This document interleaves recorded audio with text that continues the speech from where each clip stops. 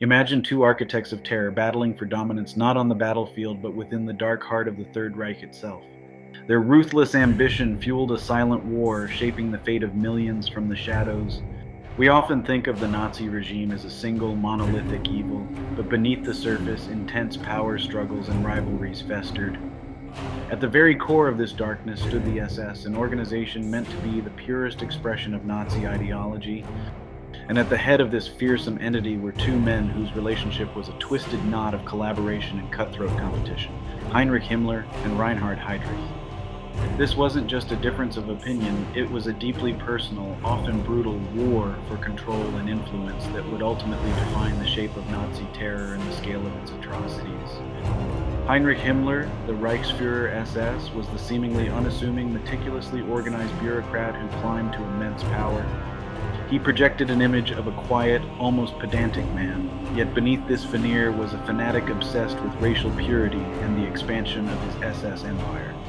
Himmler saw the SS not just as a police force, but as the vanguard of a new racial aristocracy, a quasi-religious order destined to reshape Germany and eventually the world according to his twisted ideas. He immersed himself in ancient Germanic myths, believing he was restoring a forgotten bloodline, creating a new master race. His authority was absolute, his vision grand and terrifying. Then there was Reinhard Heydrich. Often called the Butcher of Prague or the Blonde Beast, Heydrich was the very antithesis of Himmler's mystical leanings. He was brilliant, cold, and frighteningly pragmatic. Where Himmler dreamed of a spiritual order, Heydrich simply got things done, with an efficiency that made even his Nazi colleagues wary.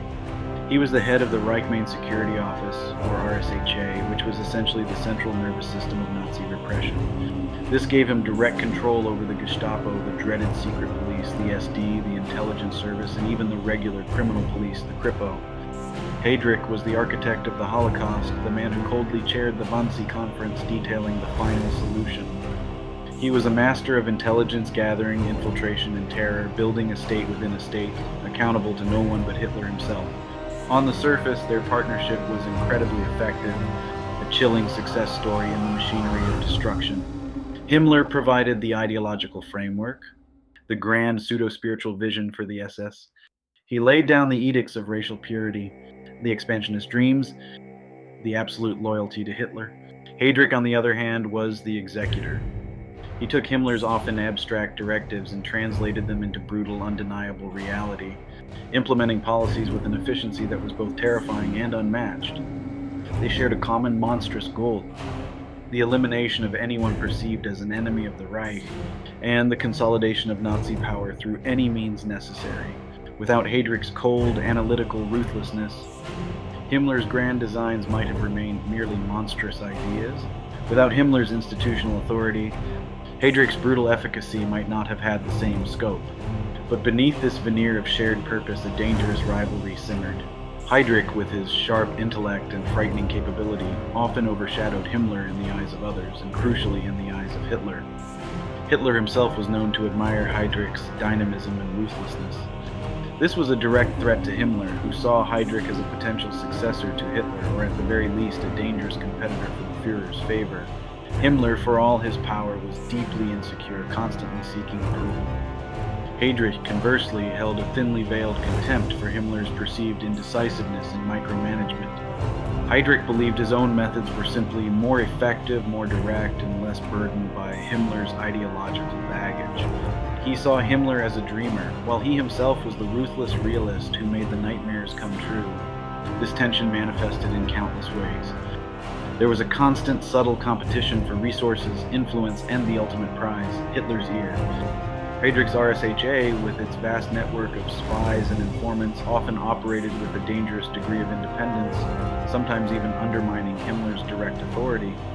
There were whispers of Heydrich compiling compromising dossiers on Himmler himself. Himmler, aware of this threat, had to subtly limit Heydrich's power, carefully reining him in to maintain his own control over the sprawling SS apparatus. It was a constant balancing act, a high-stakes chess game played with human lives. Each man sought to expand his domain, but only one could truly be at the top. The ultimate turning point in this silent war, however, was not orchestrated by either man, but by an external force. In May 1942, Heydrich was assassinated by Czech resistance fighters trained by the British. For Himmler, this was a complex moment. On one hand, he genuinely mourned the loss of a valuable, even indispensable asset. Heydrich's organizational genius and brutal efficiency were undeniable, but on the other, his death presented an unparalleled opportunity. With Heydrich gone, the biggest threat to Himmler's unchallenged authority within the SS was removed. Himmler seized the moment, taking direct control of the RSHA himself, solidifying his grip on all aspects of the Nazi security state. This move led to an even greater centralization of SS control over the entire Reich, removing the last vestiges of internal competition at the highest levels. The complex, often antagonistic relationship between Himmler and Heydrich undeniably shaped the internal dynamics of the SS and, by extension, the entire Nazi regime. Their collaboration, fueled by a shared monstrous ideology, allowed for the unimaginable scale of the Holocaust and other atrocities. Yet their internal war for power highlights the constant infighting and brutal ambition that characterized the Third Reich. It reminds us that even within the darkest regimes, human ambition and ego can create destructive internal struggles that paradoxically fuel even greater external horrors. If you found this deep dive into the twisted power dynamics of the Third Reich fascinating, you'll want to see our next video linked right here.